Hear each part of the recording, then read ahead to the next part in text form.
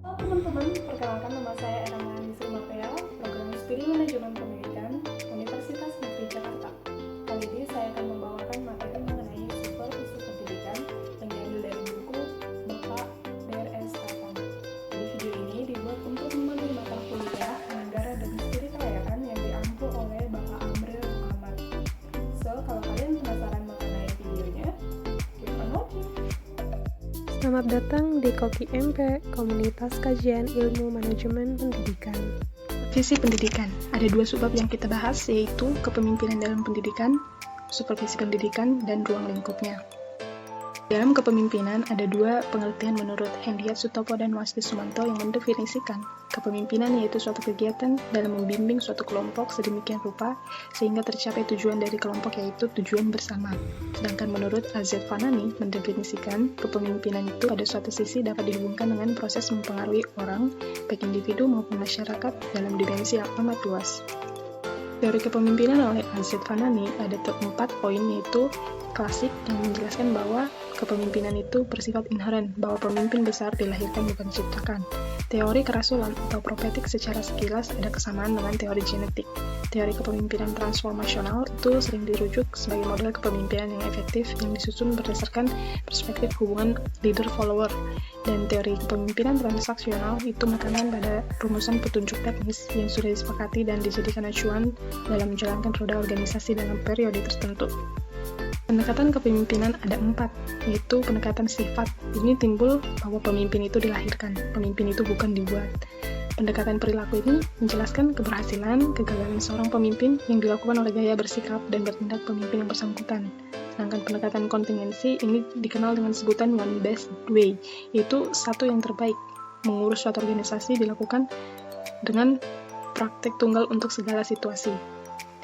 Pendekatan terpadu yaitu Searchlight dan Benchmark yang ini mengemukakan bahwa teori pendekatan ini dipaduan antara teori motivasi jenjang kebutuhan, teori tingkat kematangan bawahan dengan pendekatan kepemimpinan situasional.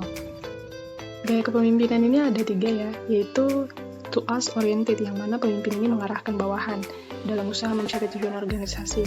Ini ditandai dengan planning, organizing, dan kontrolnya. Sedangkan gaya kepemimpinan relationship oriented ini memiliki hubungan kerja yang sifatnya pribadi, ditandai dengan adanya saling percaya, menghargai bawahan, dan tentang rasa terhadap bawahannya. Dan gaya kepemimpinan effectiveness ini di mana seorang pemimpin ini berhasil mencapai organisasi sesuai dengan persyaratan kedudukannya. Supervisi pendidikan ada 3 fungsinya, yaitu meningkatkan mutu pendidikan, pemicu atau penggerak, terjadinya perubahan, dan sebagai kegiatan dalam hal pendidikan.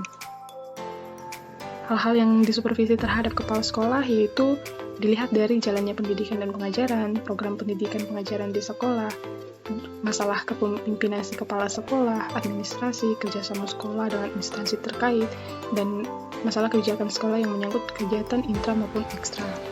Sedangkan supervisi yang dilakukan terhadap tata usaha yaitu berkaitan dengan administrasi, data, pembukuan, surat, pelayanan, dan laporan.